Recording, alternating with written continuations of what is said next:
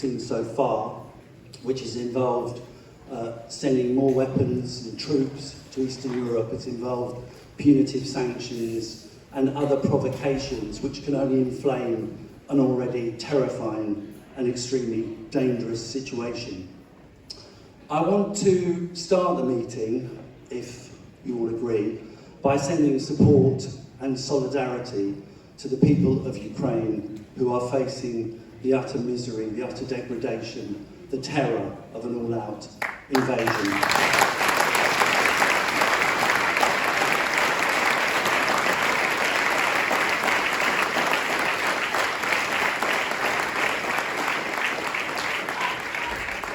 But I also want to send a message, I also would like this meeting to send a message of support and solidarity to the incredibly brave people in Russia who have been standing out against their warmongering.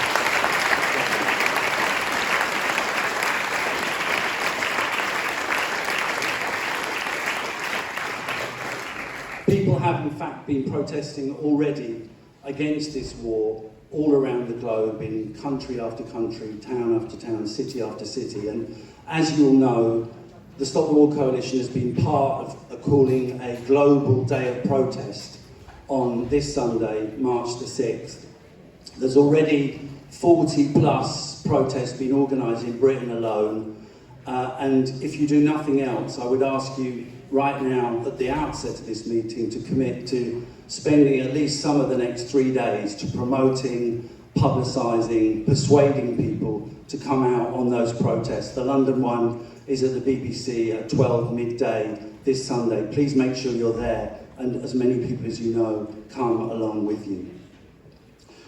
So we have a really excellent panel of speakers tonight, and I'm very proud to be on the panel with them because they're people who have faced down and resisted and stood up against what is quite a barrage, what is quite a degree of pressure from across the political spectrum and the media against people who are calling for peace in this situation. So I ask you to give them all a warm welcome. I'm going to introduce them one by one. And the first speaker tonight is Kevin Courtney, who is speaking in a personal capacity.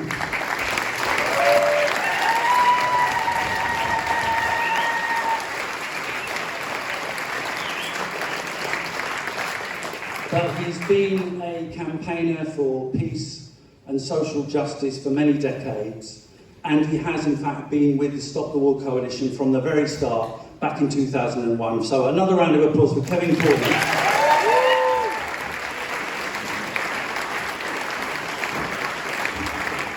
Well, thanks very much. Thank you, Chris, and thank you for that reception. And I want to say again, on the publicity for this meeting, it says I'm here in a personal capacity. And that matters. I am the Joint General Secretary of the National Education Union. I am the TUC General Council's International Spokesperson. I am speaking in neither of those capacities. I am speaking in a personal capacity because at this time of crisis, the positions I hold might not be shared by everybody, by widely in the organisations I'm a member of or a leader of, and I'm opposed to policy capture of organisations. But as an individual, with some experience in our movement, I want to speak out, and I urge others to speak out also. It is vital that we can hold democratic discussions on these matters of such serious importance to the whole of our world. I completely condemn, as does everyone in this room, Vladimir Putin's invasion of Ukraine. It is unwarranted and inexcusable on any basis. The Russian troops should withdraw immediately. The people in Kyiv and throughout Ukraine sheltering from Russian bombs tonight and missiles, they deserve our support. They have the right to resist. Russian troops have the right to disobey orders, and some are. The Russian invasion adds to the horror in our world. It adds to the war in Yemen. It adds to the starvation and the denial of rights for women and girls in Afghanistan. And it raises the stakes to a much higher level, brings us to the brink of a potential even bigger generalized conflict. So yes, we have to support the brave peace protesters in Russia, standing up to Vladimir Putin. They deserve all our support. 6,000 of them at least have been arrested, many more protesting. This is something that Vladimir Putin is worried about. Now, the illegal war in Iraq killed at least 500,000 people and created the circumstances for the growth of the death cult ISIS. We protested. We said, not in our name. And from those of us in the UK who led the opposition to that illegal war that our country carried out in Iraq, we reach out to the peace protesters in Russia. We support you. We love you.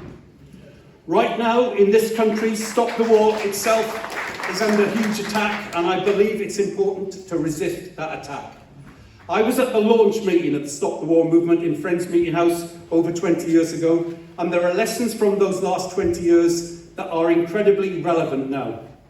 The war in Afghanistan, after 20 years, has not built a nation, has not led to the replacement of the Taliban. The Iraq War, as I said, killed 500,000 people. Military solutions, advocated by American presidents and British prime ministers, have a habit of not working out. I don't trust Boris Johnson at home, and I don't trust Boris Johnson abroad.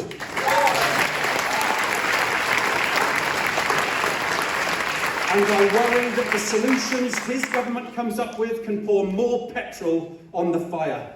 I worry about the discussion that they have about plans for NATO eastward expansion. And you don't have to be on the left to have those concerns. For example, Jeremy Bowen on the BBC last weekend quoted George Kennan, a senior US government Cold War strategist, who said an eastward expansion of NATO would be the most fateful error. It would inflame nationalistic, anti-Western and militaristic tendencies in Russian opinion. And I'm afraid George Kennan was right. And Vladimir Putin is exploiting those tendencies. Some people say you're right to say that eastward expansion of NATO was a mistake, but now isn't the time to say so. But we must talk about it now, because we need to look for the off-ramp. We need to find the way out of this crisis before there is a more generalised conflict. And the further of the current approach can lead to huge overreach. Simon Jenkins, writing in The Guardian last week, said the route to peace in these crises lies in strength. The strength to keep everything in proportion and to see a way through. The risk, he says, is always that curse of history, that when hostilities turn to crisis, war can seem the simplest, most glorious way forward. And since I quoted George Kennan, let me also quote Henry Kissinger. Speaking in 2014, Kissinger said, if Ukraine is to survive and thrive, it must not be either side's outpost against the other. It must serve as a bridge between them. We must talk about the way out of this crisis. And diplomatic solutions can work. For example, the Iran nuclear deal really was reducing tensions until President Trump blew it up. So whilst unambiguously calling for Putin to withdraw all of his troops from Ukraine, it is vital that diplomatic solutions are sought. Diplomacy is better than war. But let me also say, spheres of influence for the West or for Russia, that's not what I seek ultimately. I think it's not what you should seek ultimately.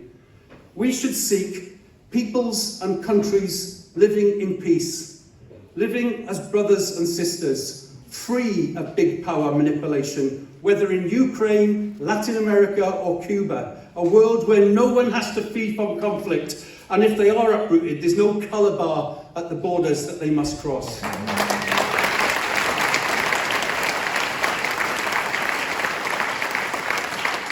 And ultimately, the key thing that gets us to a world like that is informed, engaged, mobilised peoples holding their governments and their rulers to account, saying across the world, Under no circumstances can you use our children for your big power games. Now, John Maclean, a Glasgow socialist and trades union leader, was jailed for 3 years for opposition to World War I. He coined a phrase: a bayonet is a weapon with a worker at both ends. And that sense is what drives me. And that, above all, is why I am proud to speak on this platform of the Stop the War Coalition.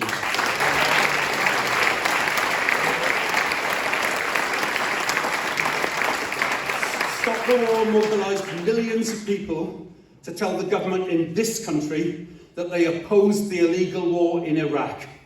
If only our politicians had listened to that democratic majority.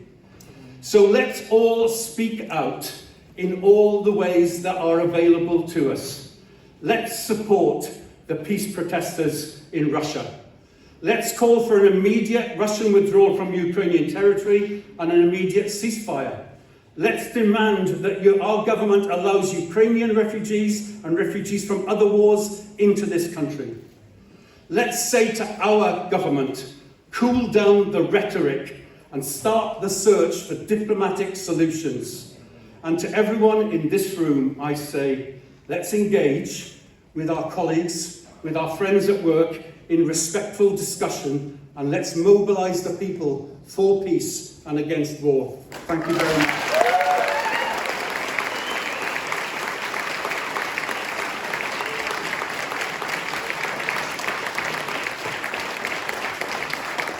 Thanks very much, Kevin, for getting the meeting off to such an excellent start. And just on the subject of mobilisation, at the end of the meeting tonight, after the speakers have spoken, we're inviting as many as you who want to stay for an activist meeting where we're going to just plan over the next few days getting the word out about the demonstration in London. So please do consider staying for that. It'll only be 15 minutes or so, but it's very important that we reach out in every way we can in the next 48 hours or so.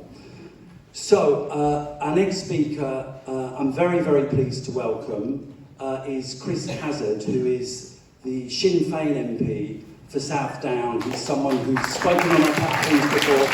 Welcome, Chris Hazard.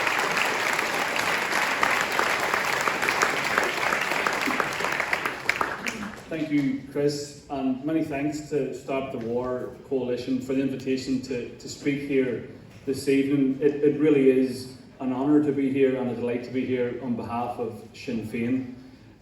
It's a real honour actually to share the platform of Coalition, an organisation that time after time has been proven right and on the right side of history. An organisation that acts as a consistent disruptor of the established consensus when it comes to international affairs, and for that you should always be commended. Friends, can I extend my party's and my own solidarity in the first instance tonight with the ordinary people of Ukraine, who are suffering the horrific impact of Russian military aggression in recent days. Anyone who has seen the pictures coming out of Ukraine cannot help but be deeply saddened and deeply troubled. Families being loaded onto trains for refuge, mothers standing up to soldiers of occupation, young men taking up arms and hastily preparing themselves for the next wave of attack. Unfortunately, for those of us in Ireland, where I come from, and who have dealt with many decades of conflict, we too know this scene. We know the devastation that conflict brings. With this in mind, I welcome the fact that the Irish government have lifted visa requirements for Ukrainian refugees immediately. Boris Johnson and the British government must do likewise.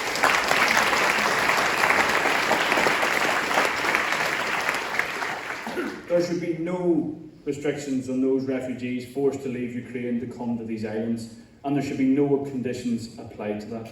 Safe refuge so that families can be reunited on humanitarian grounds should be a shared goal of all of us. Solidarity tonight too with those protesters in Russia and throughout the world who stand courageously for peace and an end to war, death and destruction, to the displacement of people and the dislocation of families and communities. And whilst the eyes of the world appear fixed on Ukraine, Let us too remember those who shelter from aerial bombardment in Yemen, in Syria, Somalia, and to the men, women and children of Palestine.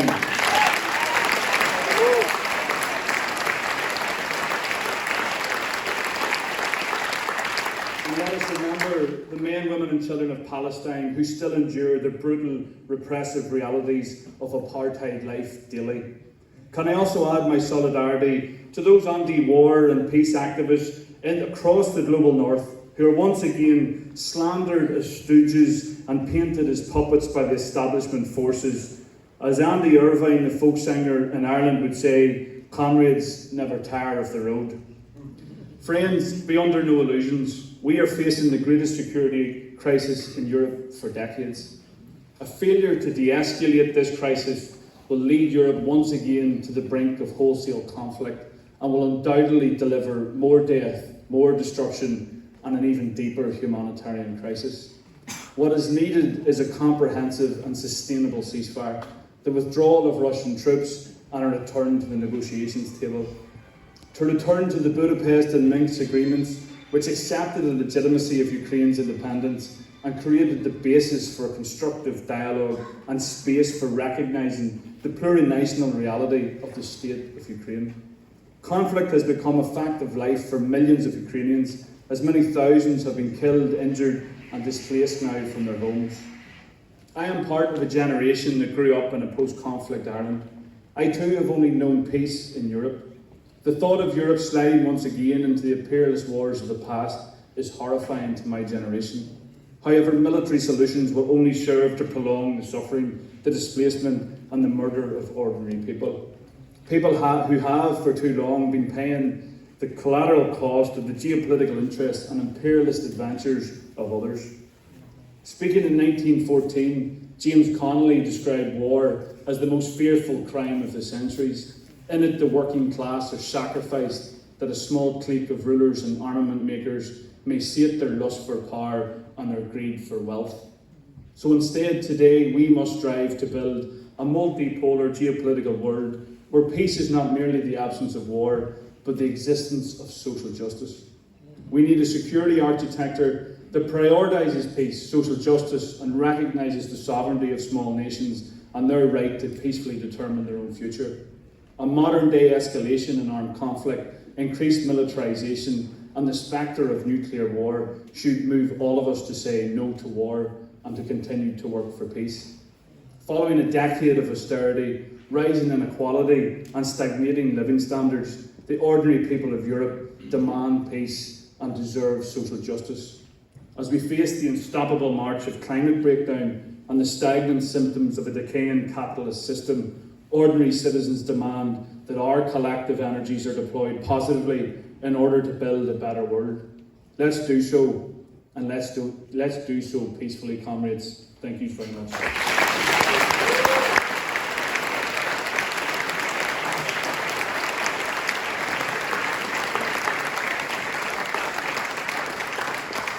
Thanks very much, Chris, and especially a special thanks because I know that you too have been under a good deal of pressure from various political forces back home. So that's very, very good that you've taken that stand and come to support us. Thank you very much. Before I move on, I just want to read a statement that has been given to this meeting by the RMT Union. It's quite short, but I'm going to read it in full.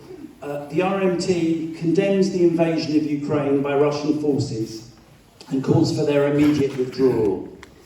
It is workers and their communities and families who suffer from military conflict, and we will do all we can to support humanitarian assistance for displaced people from Ukraine and all those that need it. We welcome refugees seeking to come to the UK. As trade unionists, we oppose war and support peace and cross-border solidarity between workers. And alongside the global trade union movement, we call for a long-lasting, negotiated solution through diplomacy and demilitarisation that guarantees security and peace for all in the region. The RMT.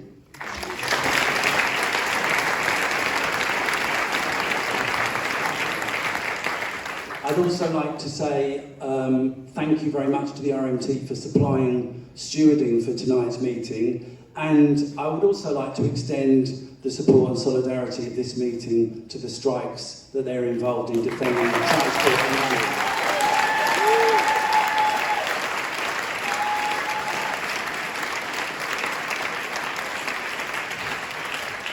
Thanks very much. I guess you all know the next speaker. She needs literally no introduction. She's convener of the Stop the War Coalition, Lindsay German.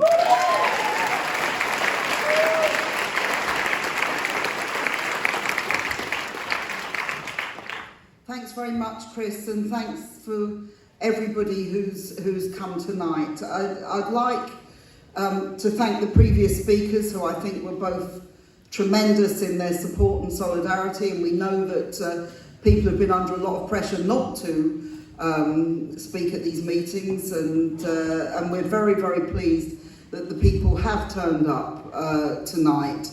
And I want first of all to extend my solidarity to, and Stop the War solidarity to the people of Ukraine. I think they are going through the most terrible war and bombardment, and it should stop immediately. I'd also like to extend solidarity to the people in Russia, who I think are showing tremendous bravery, and there's been much more demonstrations, I think, than anybody expected. And what's great about those is that the Russian protesters are saying to us around the world, we are opposed to what Putin is doing. And if they didn't have those demonstrations, we wouldn't know what people felt in those countries. And I think it's so important when we think about, when people say, do demonstrations matter, if it's just a few of us getting on the streets, those people are showing us they really do matter, and they really do send a message around the world for peace and against war, which is so important for us to support.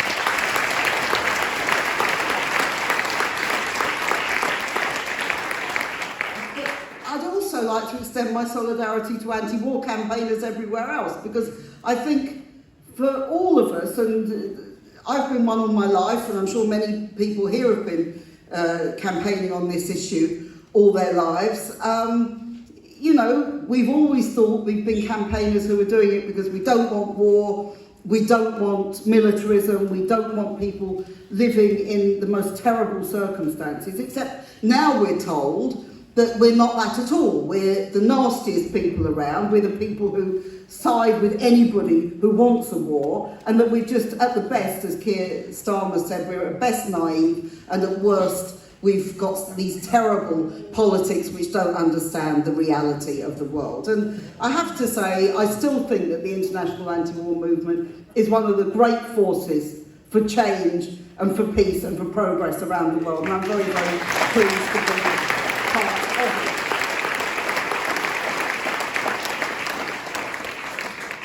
Now, as I've said, the situation in Ukraine is one of the most serious wars we've seen in a long, long time. It isn't the first war in Europe since 1945. I don't know how other people feel. I get absolutely fed up with the kind of lack of history, unless it's about Churchill in that kind of narrow period from 1940 to 1943. It's kind of, it's not really talked about. But actually, of course, as people will know, there was a terrible war and bombardment of Yugoslavia by NATO just over 20 years ago.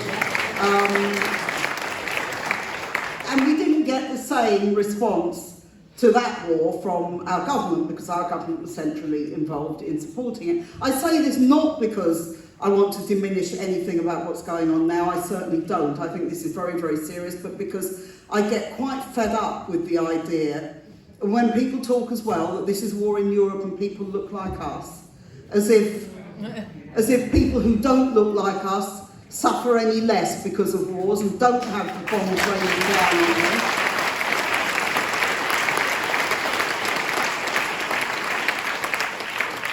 Then I think there's something grotesque. You know, wasn't Baghdad a city worth saving?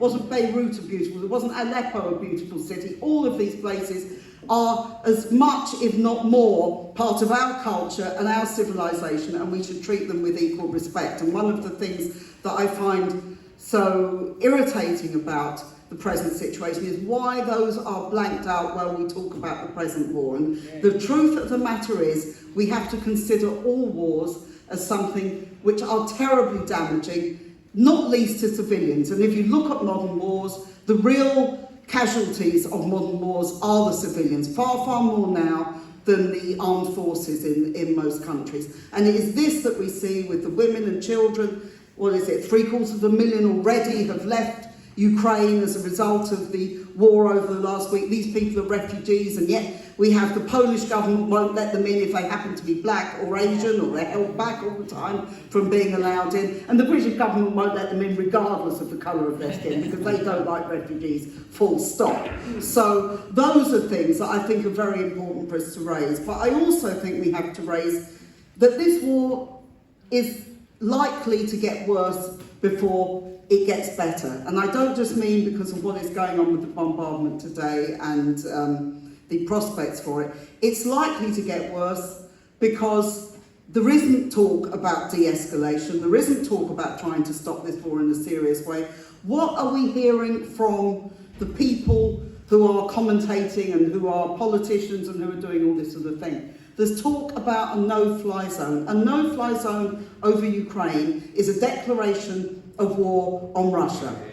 Because it isn't a neutral thing, and a no-fly zone isn't just, oh, don't fly over that area. Actually, they take out the defences of the other side in order to be able to fly over to control those areas. And of course, they will shoot down Russian planes if they do so. So if we go in that direction, we're heading towards World War III. That is the situation we're talking about. Kate will talk, no doubt, about nuclear weapons much more, but the prospect of further wars involving NATO forces is something which will involve nuclear powers on both sides. And again, you know, we had a great campaign in the 1980s against the stationing of nuclear missiles in Europe. Now it's become almost commonplace that they're practically kind of harmless and nobody notices they're there. Well, we're going to notice they're there very soon if this war goes any further. The fact that Germany, which has been traditionally since the Second World War not been able to spend money on arms, although it is by now a very major military power, it agreed this week that it would double its arms spending. Just think about what that means. America has been putting huge pressure on them to increase the level of their military spending. They've now just agreed to do it. And this is going to be a very, very serious situation, I think, for all of us when you look at war growing and the prospects of war growing across Europe. Now, when we consider where all this came from, you know, we're now hearing it's because Vladimir Putin is mad, or we're hearing it's because he's a fascist, or we're hearing any of these kind of things. We need to look at serious explanations for where this has come from, and let's look at just a couple of them. The first is the expansion of NATO. Now, when we say this, we're pilloried in the most ridiculous way. What's NATO got to do with it? Well, what's NATO got to do with it is that since the end of the Cold War, 14 countries in Europe have joined NATO. It is pretty much de rigueur, if you want to join the European Union, that you have to also sign up to join in NATO. And that is going to be a consistent thing that increases after this war with Ukraine. In addition to that, NATO is expanding not just in Europe, but it's expanding in all other parts of the world, including in the Indo-Pacific, with the development of a new Cold War in China. So we should be very, very scared about this NATO expansion. The idea that NATO is a defensive alliance simply does not bear any reality when you look at the facts about NATO. And in particular, the second point I want to make about how we've got to this is we have now seen, since the end of the Cold War, since 1991, the first Gulf War, 1999, the war in the former Yugoslavia, 2001, the war in Afghanistan, 2003, the war in Iraq, 2011, the bombing of Libya. NATO has been centrally involved in all of these. These are all wars which have been terrible failures. They've been absolutely disastrous for the people of those regions, and they have not resulted in peace or prosperity. They have not got rid of terrorism. They have not done any of the things that they say that they were meant to have done. So all of those are still major issues for us. And if you look at this war in Ukraine and you don't look at what the Western powers have done over the last 30 or 40 years. If you look at the war in Ukraine and just see it simply as a conflict involving Russia attacking Ukraine, you are not looking at the whole picture. And the problem we have is that when you look at the spokespeople, I mean, they keep interviewing these retired generals. That's because they don't want to interview the current ones, and there's so many of them. And all of them, of course, were involved in all these things. All of them were involved in Afghanistan, involved in Iraq, involved in all these things. They were completely wrong about these wars. But now they're telling us we've got to spend more money on military. We spend one of the biggest proportions on military anywhere in Europe, in Britain here, well over 2%. And Johnson has ensured this goes up much, much higher than inflation all the time. We're spending all that money, but they want us to spend more. They're saying we have to put more into nuclear. We have to put more into conventional warfare. We have to make sure that we build useless aircraft carriers that go around the world to show global Britain and its prestige. This is the sort of thing that they're saying to us all the time. And we have to reject that these people know what they're talking about. They simply do not. And what they want is more conflict, is more war, and it's a very, very dangerous situation that we find ourselves in. Final point I want to make is this, that we have called this International Day of Action, and there will be protests all around the world this weekend on Sunday. I hope everybody here will join the one in London or one of the protests that you can join wherever it's possible for you to do so. I think we have to stand up and be counted. There are times when it's very difficult to do this. After 9/11, we had some of the same atmosphere as we've got today, and people said it wasn't possible to build an anti-war movement, it wasn't possible to demonstrate, and people did face all sorts of arguments and all sorts of difficulties in doing so, but we did it, and we were right to do it, because you have to stand up and be counted when you have this kind of conflict going on. And I find it an incredible thing, really, that anybody can believe Boris Johnson anything that he says, but I find it incredible that all these people who don't like what he does domestically, who don't like his policies domestically, and think he's a liar, they think that maybe he's telling the truth over Ukraine. Why should that be the case? So while it's a question that we campaign and we fight to get the Russian troops out, to call for immediate peace, to call for a ceasefire, we fight for all those things, but we also have to say that our government is doing great harm to world peace with what it has been doing over the recent decades, and we have to try and stop it. And as far as I'm concerned, Boris Johnson has begun to wage war on people in this country. We have the biggest cost of living crisis that people have seen in most of our lifetimes, and that's only going to get worse. Already the prices of oil and the prices of gas are going up very, very dramatically. All of those things are going on. Not just that, the attacks on the health service, the attacks on education, the attacks on people who go out and strike. You know, the RMT people accused of being apologists for Putin because they go on 24-hour strike on the London Tube. This is the kind of argument that we're getting. He's waging a war on us at home, and he's expecting us to support any war that he wants to do away from home.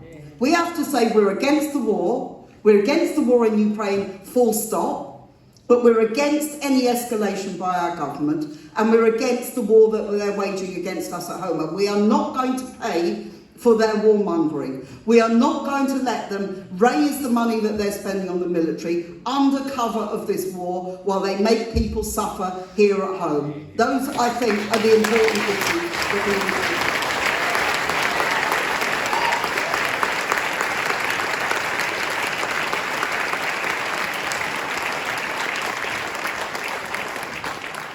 Thanks very much, Lindsay.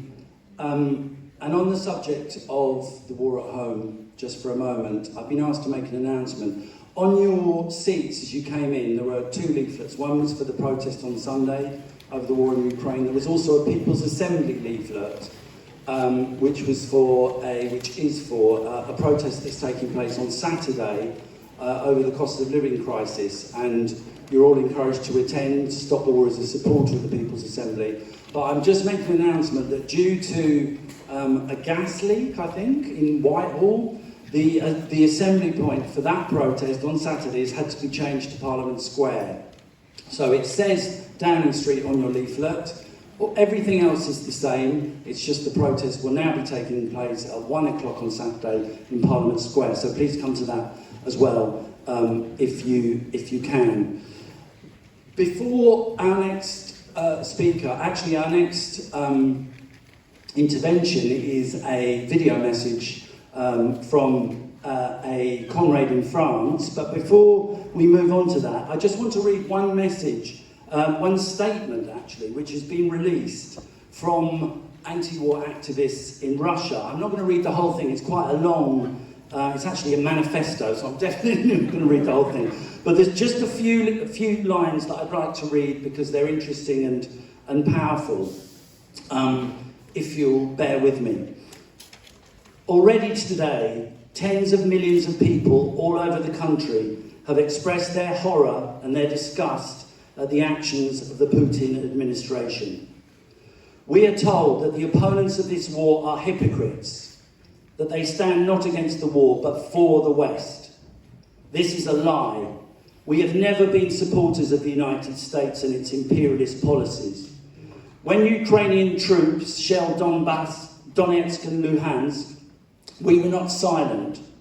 Nor will we be silent now when Kharkov, Kiev and Odessa are being bombed on the orders of Putin and his camarilla. Putin is seeking to connect his own fate with the fate of our country. If he succeeds, then his inevitable defeat will be to the defeat of the entire nation. There is only one way to prevent these catastrophes. We ourselves, the men and women of Russia, have to stop this war. This country belongs to us, not a handful of distraught old men with palaces and yachts. Yes. It is time to take it back.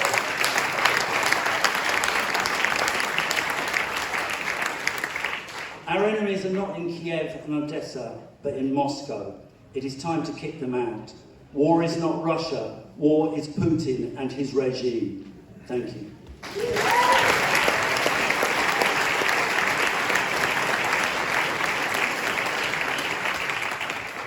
Okay, now I would like to introduce our next speaker, who is, as I say, speaking from France in a sense. She's recorded this message, I think, earlier today.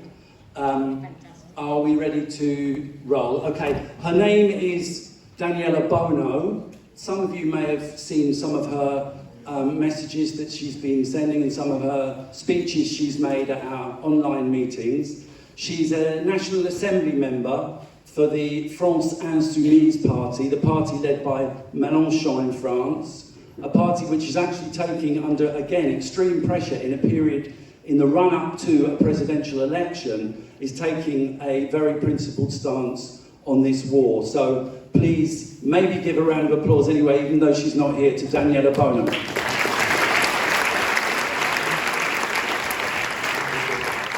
I am Daniela Bono. I'm a member of a parliamentary group, La France Insoumise, at the French National Assembly. And with all my colleagues, I stand in solidarity with the people of Ukraine. We strongly condemn Vladimir Putin's invasion of this country. We demand an immediate ceasefire and the withdrawal of Russian troops from Ukraine. And we're calling for the organization of real negotiation in order to reestablish peace. There's no military solution to this situation. Military escalation will only lead us to the brink of nuclear war. For years now, Jean-Luc Mélenchon, our 2022 presidential election candidate, has been advocating for the organization of a big conference on borders in Europe. For decades, there have been grievances, issues brewing in the eastern region of Europe, and those need to be settled if we want a lasting peace in the region. The Organization of Security and Cooperation in Europe, the OSCE, is the place where those discussions could happen. The United Nations should also step in. The United Nations has been funded, has been designed in order to prevent armed conflicts and to resolve them. Especially within the General Assembly, there needs to be a strong commitment to support the Ukrainian people and to call for peace and to negotiate for peace. The anti-war movement has never been more important right now, because we all know war is always targeting people. The people in Ukraine, but the people all around the world are all endangered by this situation. Here in Europe, we need to build a strong anti-war movement in order to stop escalation, but also to demand our government to welcome all refugees from Ukraine. All refugees, meaning no matter the nationalities and the skin color. We need to build the strongest movement also in order to help our fellow anti-war protesters, the very brave Russian people who are demonstrating in Russia against Vladimir Putin's invasion. This is a time very frightening. This is a darkening period and time. And the strongest the anti-war movement is, the quickest war can end. So thank you very much for organizing this rally in the UK. We've been doing the same all around France over the past days, and we need to keep doing it, and we need to stand tall and strong, and no matter the warmonger agenda, no matter the warmonger pressure, war is never the answer. We have to be the peacemaker.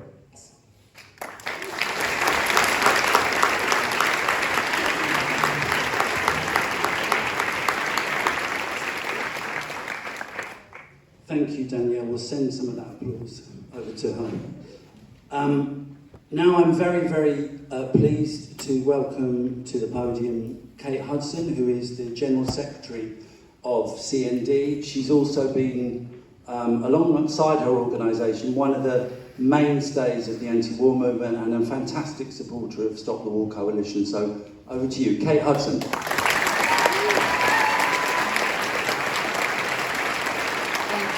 Thanks very much indeed, Chris, and hello friends. Great to see you all here. We're living in a new situation. Many of us here have been involved in peace campaigning for decades against terrible wars in which many lives have been destroyed. But this war in Ukraine is a uniquely dangerous situation because never before has the world been at such great risk of nuclear war. Now you may be thinking, well, what about Hiroshima? What about the Cuban Missile Crisis? Isn't she overstating the threat? Well, no, I don't think I am, and I'll tell you why. When the US used 2 atom bombs in 1945, one on Hiroshima and one on Nagasaki, an estimated 340,000 people died as a result. That was a catastrophe, and it was an unnecessary catastrophe because Japan was already trying to surrender. But at that time, only the US had nuclear weapons. There was no possibility of a nuclear war breaking out. And then think about the Cuban Missile Crisis, when the world was on the brink of disaster. The 2 leaders, Kennedy and Khrushchev, had the wisdom to negotiate to bring about a solution which dealt with the security concerns of both sides. Wisdom and dialogue prevailed, and nuclear war was averted. But look at the situation now. What are the unique factors that make nuclear war so much more likely? Firstly, a terrible and brutal war is taking place in Ukraine. People are dying, homes and infrastructure torn apart. We are right to be so outraged and to oppose this invasion, to want this war to stop. A war like this is exactly the context in which nuclear weapons could become a next stage in military escalation. Secondly, where are the calls for peace, the negotiation, the concern for saving every human life that we should be hearing from our leaders? It's just not there.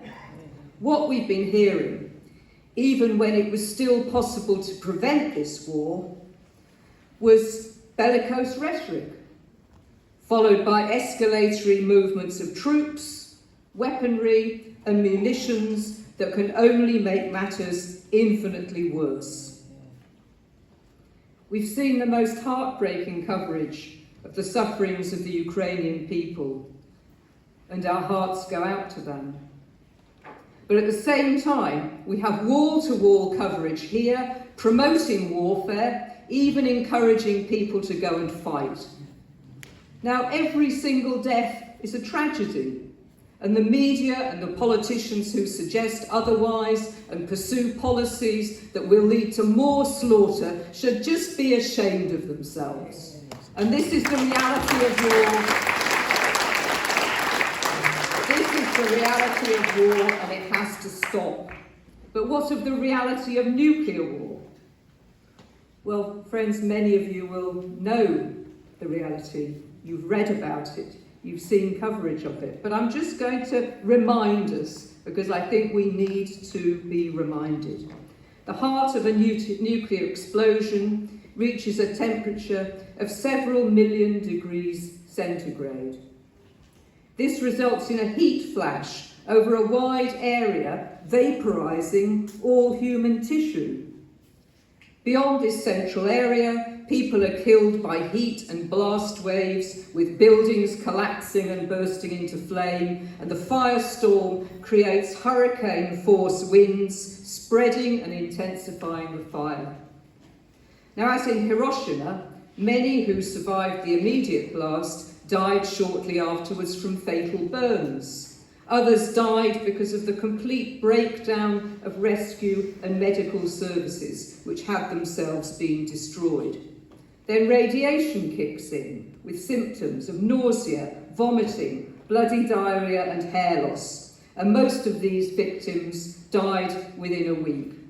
And of course, we know that with radiation, there is no place to run to, no place to hide. If you can escape the blast, you cannot shut the doors on radiation. It poisons and destroys, it brings sickness, cancers, birth deformities and death. And this is the least that we can expect from nuclear use. Because as if that isn't bad enough, the Hiroshima bomb was actually a very small bomb in today's terms.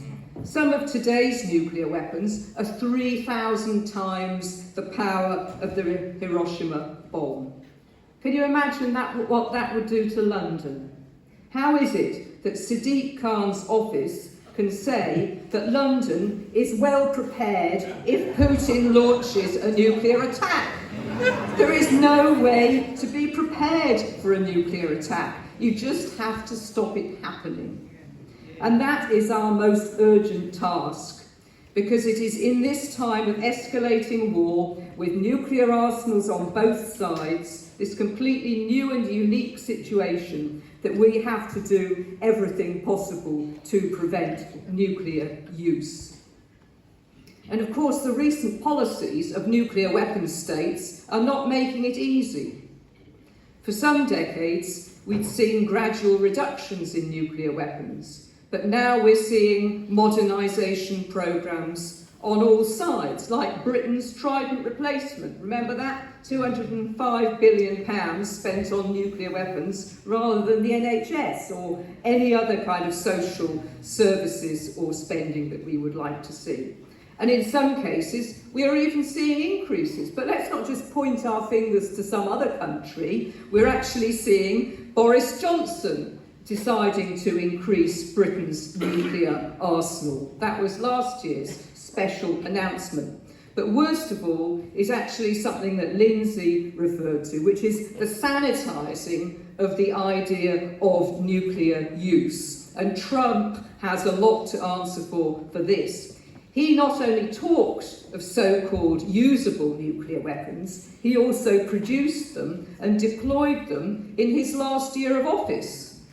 So now, the idea that they will never be used, the mutually assured destruction theory of the Cold War, that's gone, that's over. We hear of tactical nuclear weapons as if you could use a small one on the battlefield and everything will be fine everywhere else. I mean, this is complete nonsense, and it's criminally dangerous nonsense too. So what can our leaders be thinking?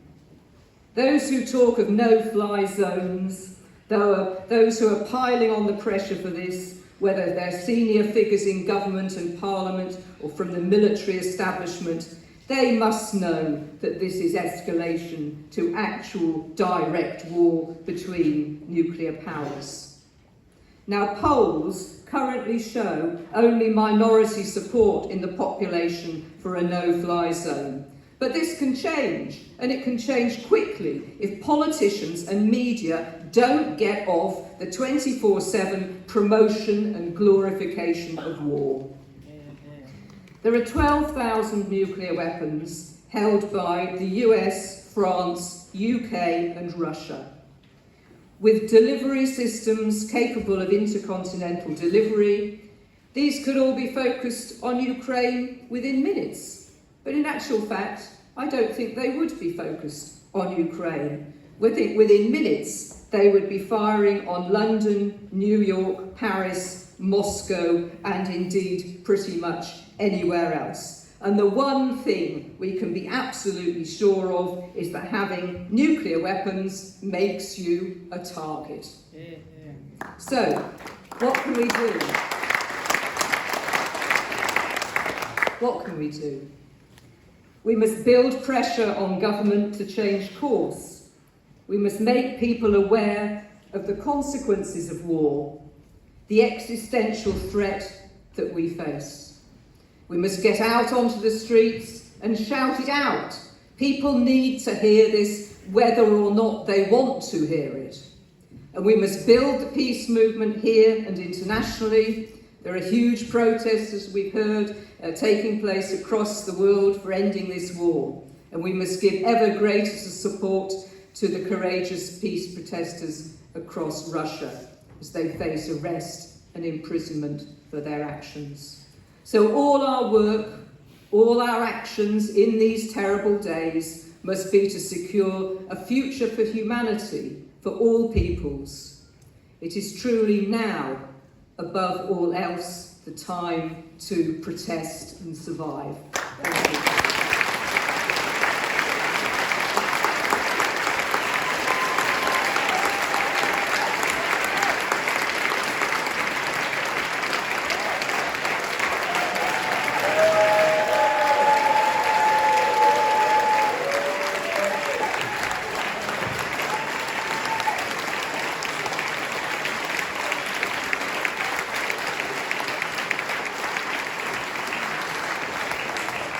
Welcome, Jeremy.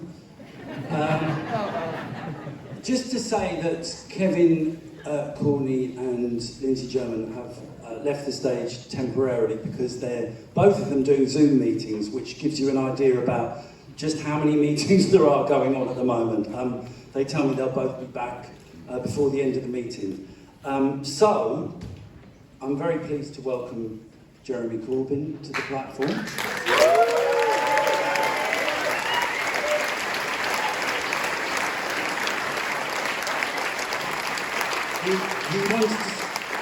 He wants to speak now. We're very, very pleased to have him here. He is, as people know, he is the former leader of the Labour Party. He's the former chair of the Stop the War Coalition. He is the acting deputy president of the Stop the War Coalition. I'll hand over to you. He's a legend of the movement for peace and justice. Jeremy Corbyn.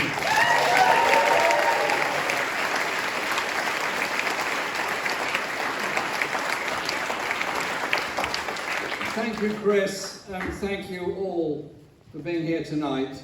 Thank you all for attending an anti-war meeting, because that is what the Stop the War Coalition has been about ever since it was founded over 20 years ago to oppose war.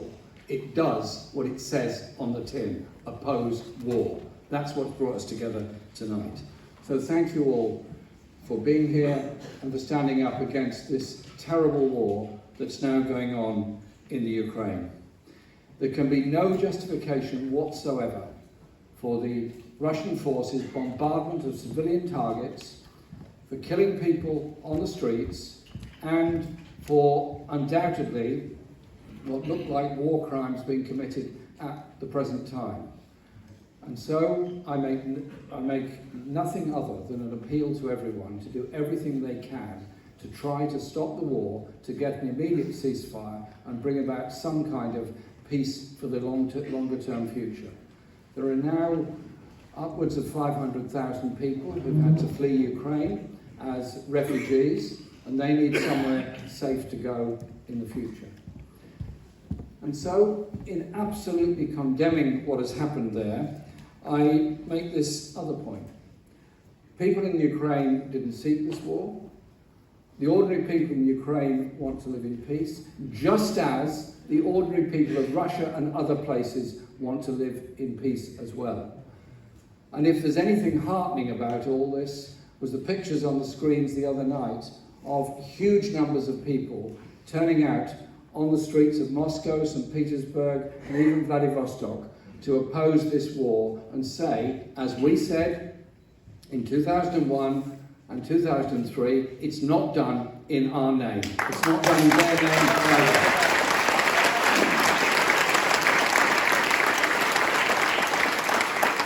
And today I was in touch with a friend in Moscow who was explaining to me what the atmosphere was like and how determined people are to oppose this war and what the degree of opposition to the war is.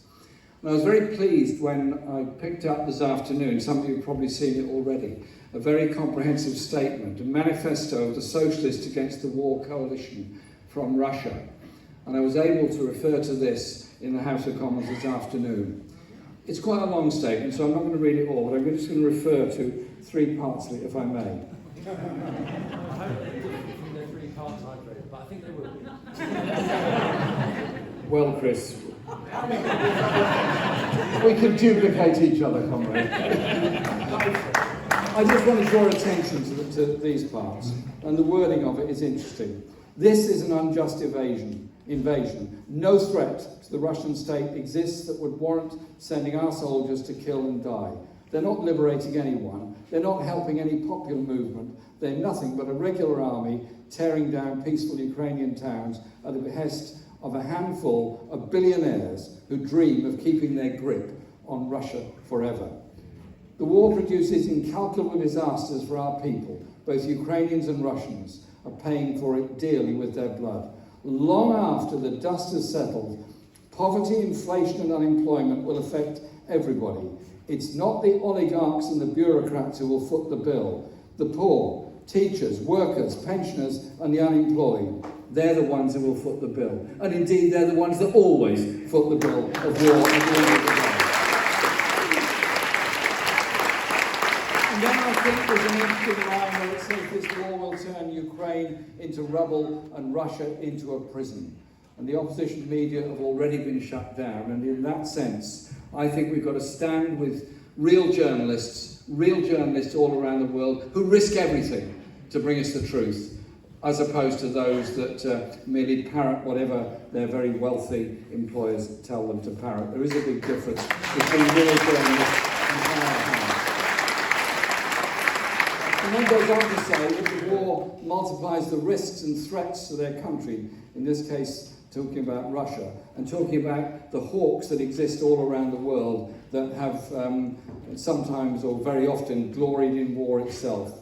And it says that it's the patriotic duty of all Russians to oppose this war, and absolutely I completely endorse that, because we have to speak out against it. There can be no justification for it. That's why we're here tonight. When you speak out against a war, it can, as I'm sure everyone in this room will know, sometimes be quite a lonely place. Because in the rush to go to war, people always want to sort of be part of the herd, part of whatever the media are trying to push them into doing, and not thinking through the situation. So when we spoke out against going to war in Afghanistan in 2001, we were a minority. We were a minority, no question about it. When we spoke out against the Iraq war in 2002, before it started, we were absolutely a minority.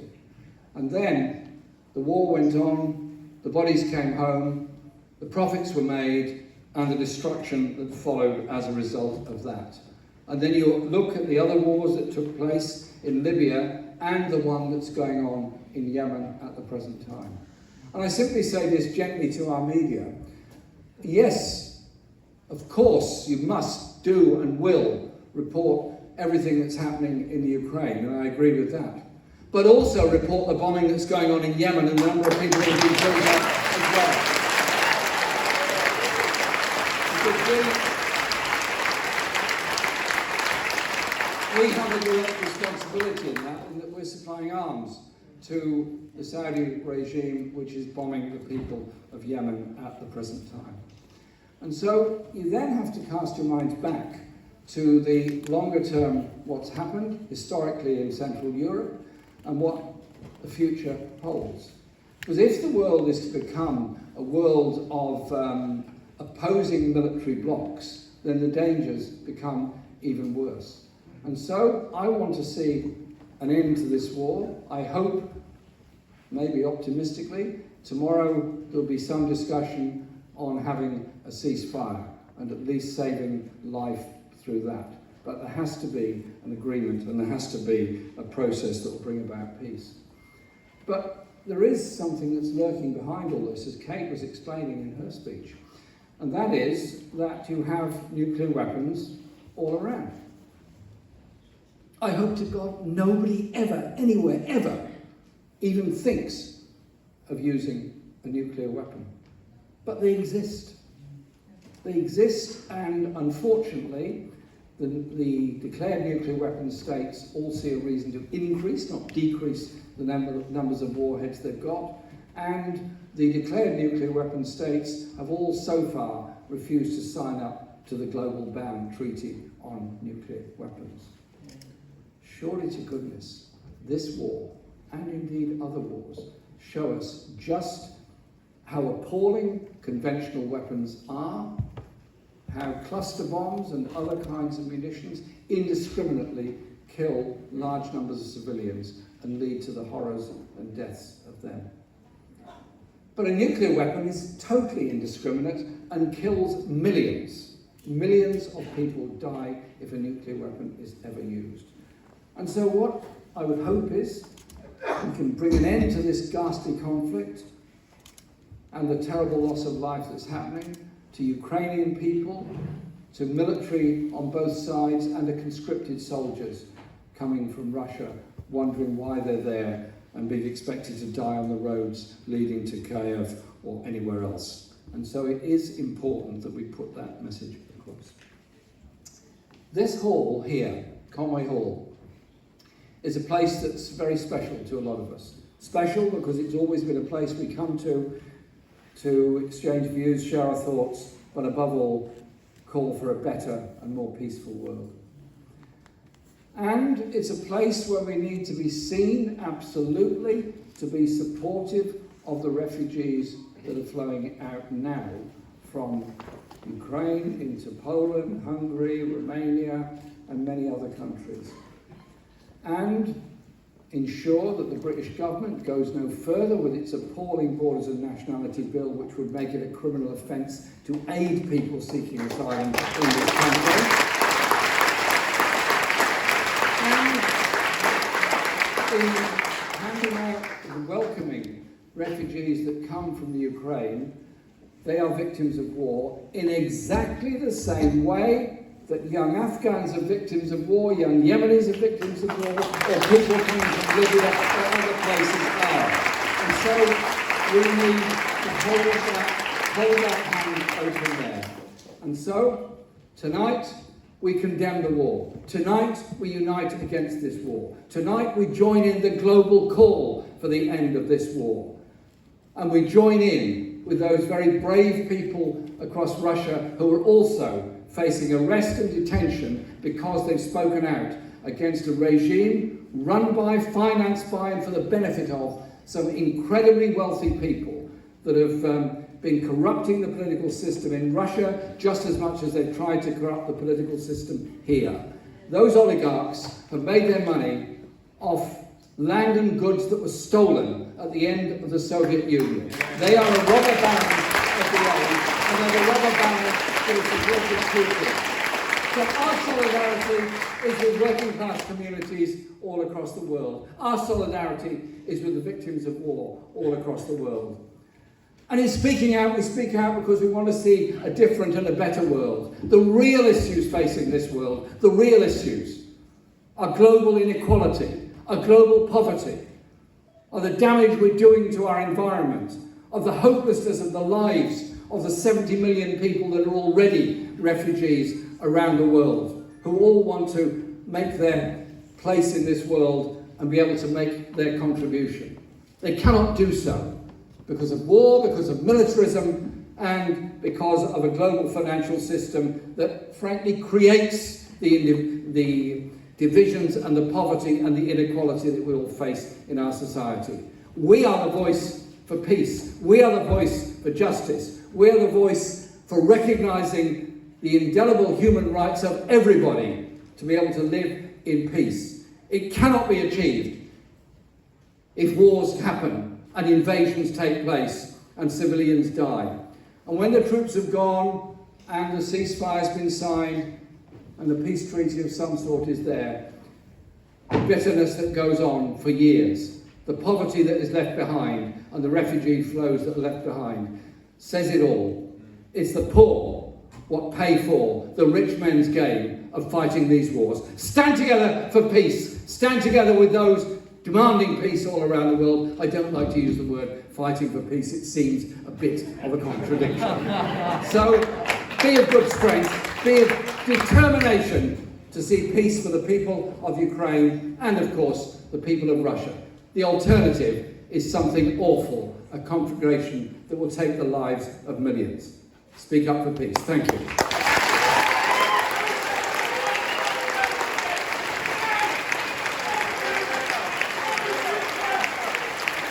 Thanks very much.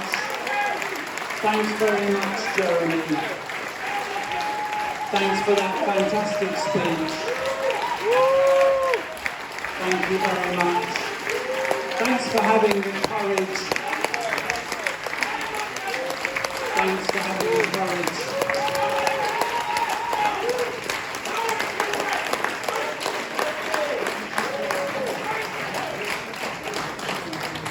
Thanks very much to Jeremy for coming and for having the courage, the decency and the principle to take a stand tonight under a huge amount of pressure. Thank you very much, Jeremy.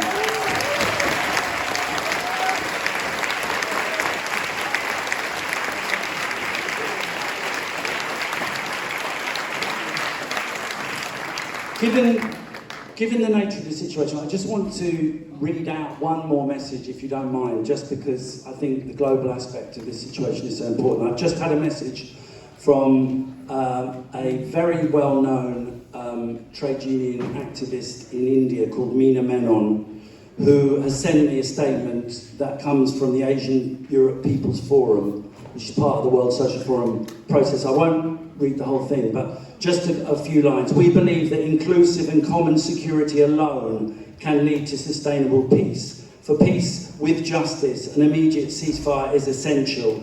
It would be positive to revitalise the Minsk agreements, get the leadership of Ukraine and Russia back on the negotiating table, and involve the Council of Europe and the Organisation of Security and Cooperation in Europe, of which Russia is an affiliate.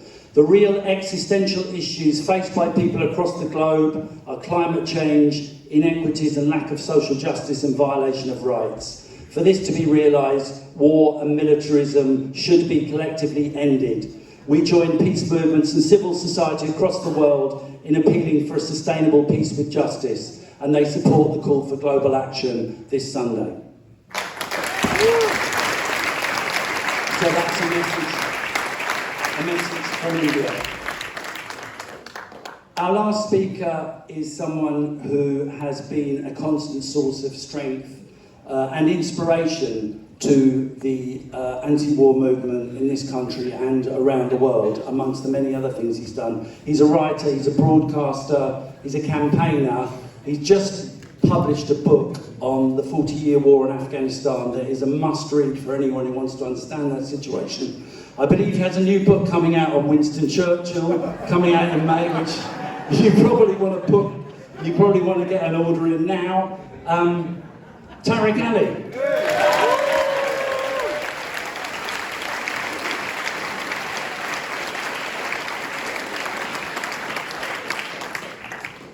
Friends, I am going to try very hard and not repeat what others have said, because I'm in agreement with them. So forgive me for not repeating those things. I agree with them. That's the only reason I'm not going to repeat them. What I want to talk about, really, is something they don't want us to talk about. And what is it that they don't want us to talk about? Why is it that both Boris Johnson and Keir Starmer have attacked Stop the War? Why is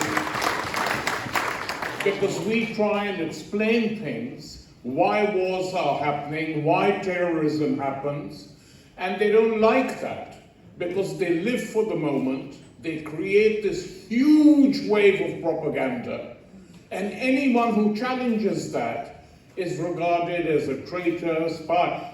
After listening to Jeremy today, one can fully understand why they didn't want him to be leader of the Labour Party.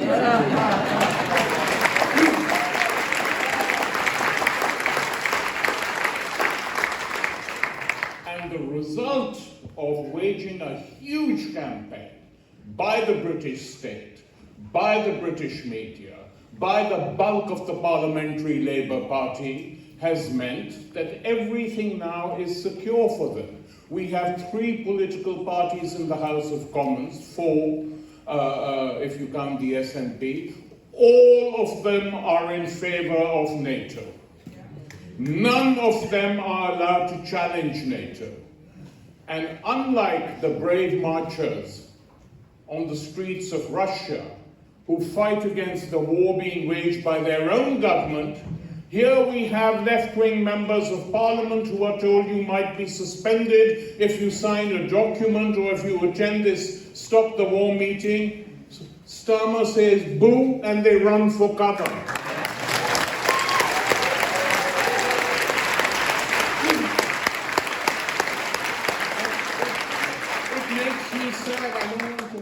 Because there are some incredibly young, good people among these socialist campaign group MPs, the young women in particular.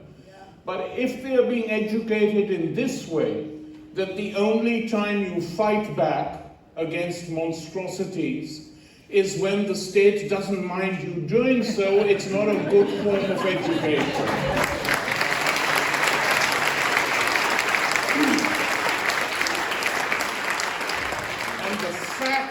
Let's state it, there is at the moment, neither in foreign policy nor in domestic policy, an opposition.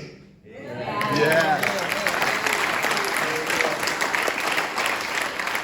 It has to be said, I'm afraid.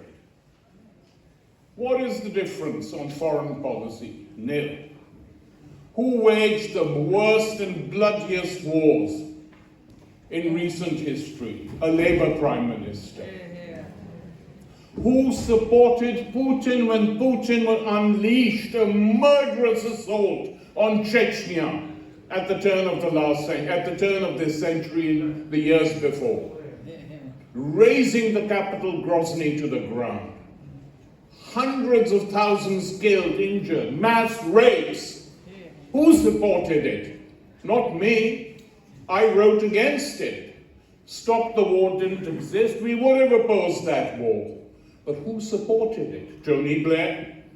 Bill Clinton? Because Putin was considered an ally who they could keep as a stooge, just like they treated Gorbachev and Yeltsin. So they supported that war. Blair flew to Moscow to congratulate Putin on his election victory after the war and stated publicly he supported what had happened to Chechnya. So forgive us being angry when we say we're bloody fed up with your double standards.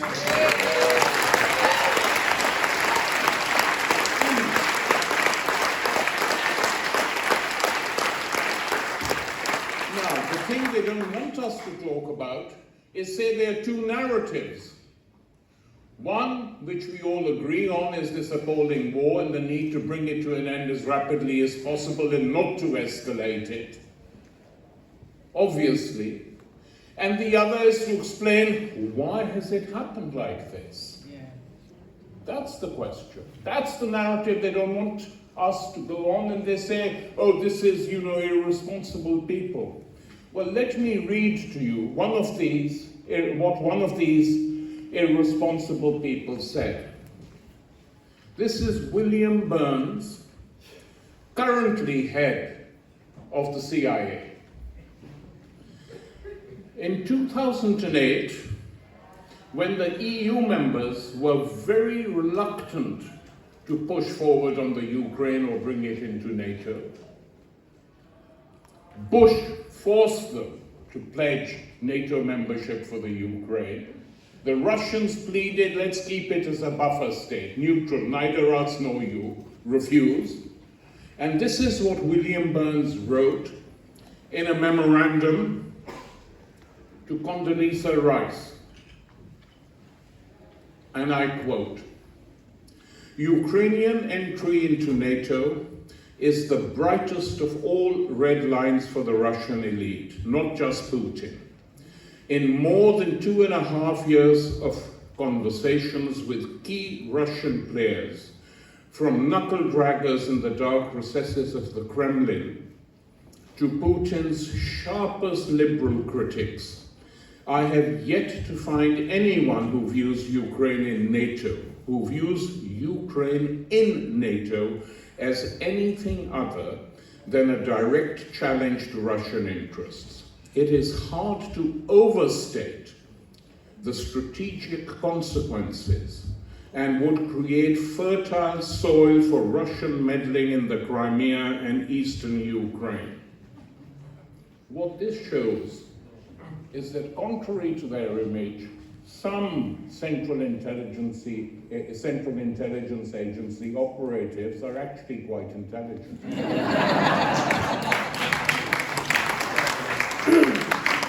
There you have it written black on white, don't do it. And they carried on, year after year, decade after decade.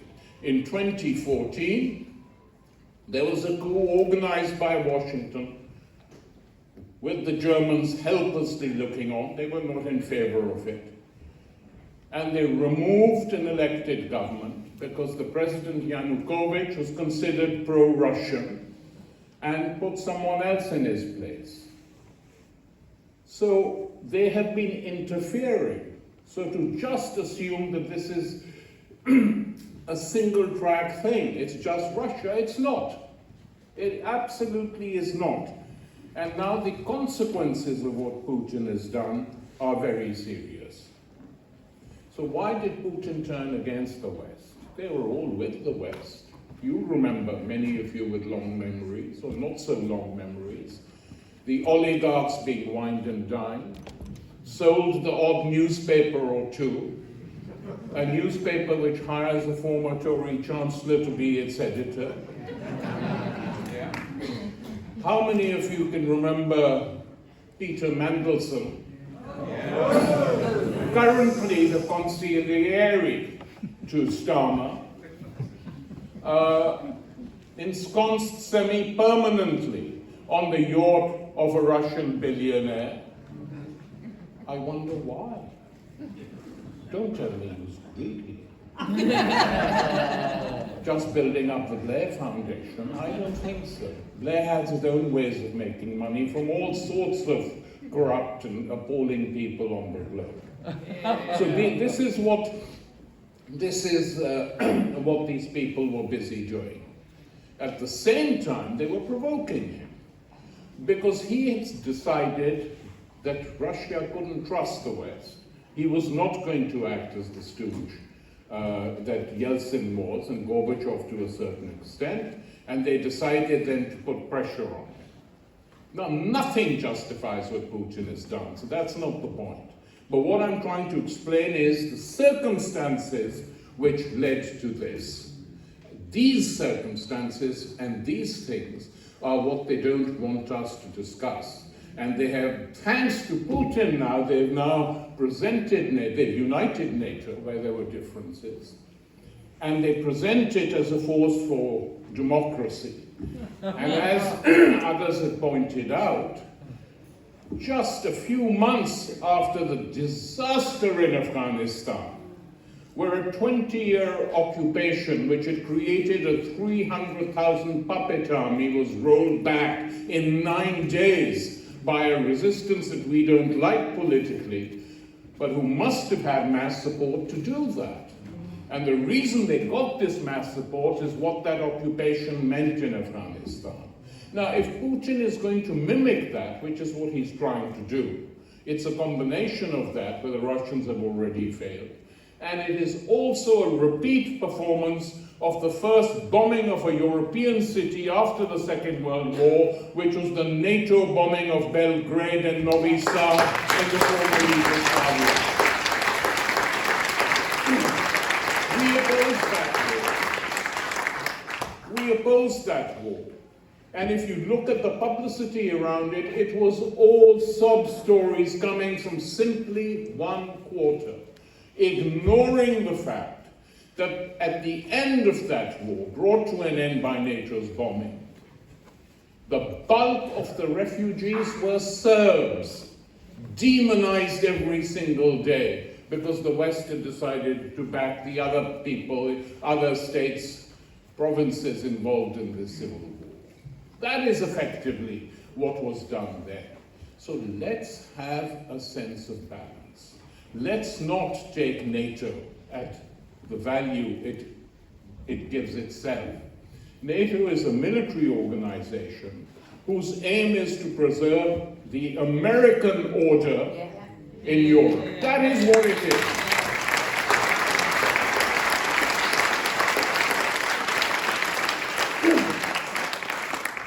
It's little more than that.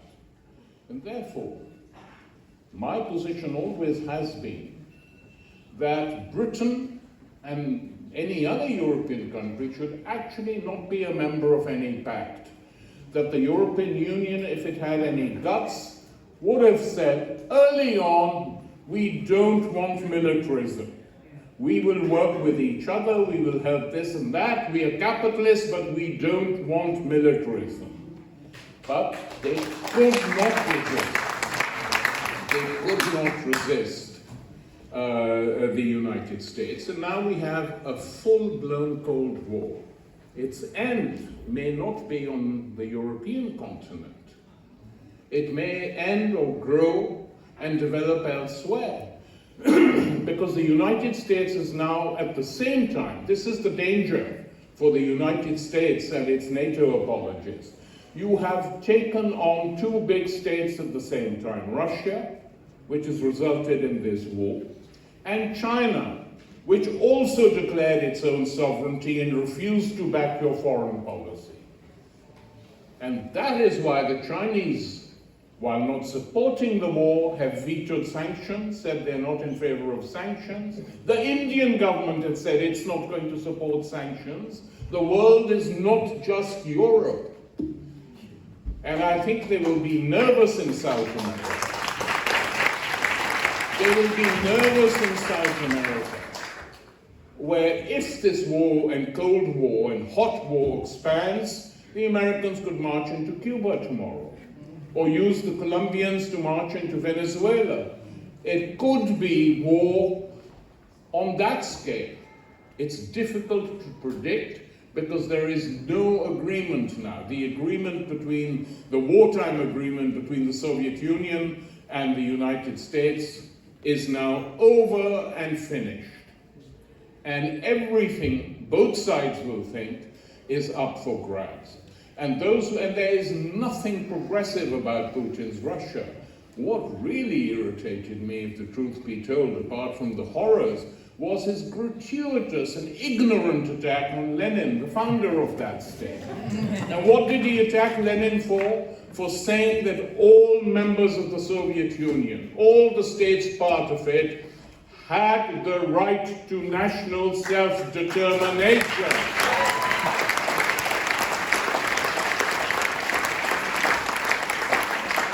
And he said this because he knew well, Lenin did, what the Tsarist Empire was and what it had done. And he wrote, why should Russian Turkestan be any different from French Algeria? They're both colonies, both occupied by imperial powers. And his last battle was waged against Russian national chauvinism. So when Putin says Lenin was an idiot or Lenin was mischievous, we know why, because he wants to go back on some level to the Tsarist times. That is effectively what he is up to. So friends, there is no easy conclusion to the war. We have to carry on, especially in a country, or countries, because quite honestly, the SNP in Scotland is no better than Starmer Labour on this. Incapable of pulling up an opposition. With the Greens in Germany and Scotland, and I gather even here, tagging along, playing tag. Yes, we're with NATO. This is very dangerous. And not just stop the war, but as individuals, as citizens, as those who vote in this country, we have to realize that the atmosphere created is incredibly authoritarian. The attacks on Stop the War, the attacks on Labour MPs so they can't even sign a petition or speak at a meeting like this, doesn't bode well for the future. What do? We carry on.